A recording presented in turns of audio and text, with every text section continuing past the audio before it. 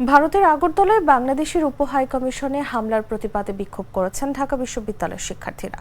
সোমবার রাত 9:30টার দিকে ঢাবির হলপাড়া থেকে মিছিলটি শুরু হয়। এতে বিভিন্ন হলের শিক্ষার্থীরা অংশগ্রহণ করেন।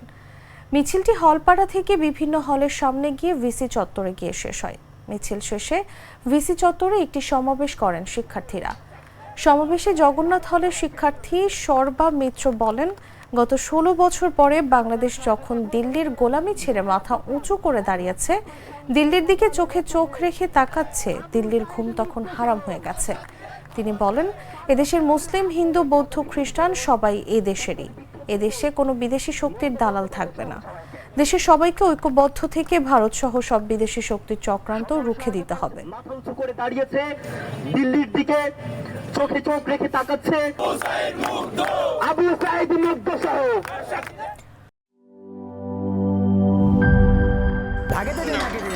বলছিলাম না সস্তা তিন অবস্থা, এবার বুঝো ঠেলা। ভালো টিউবওয়েল যে কেন না এবার বোঝো মজা।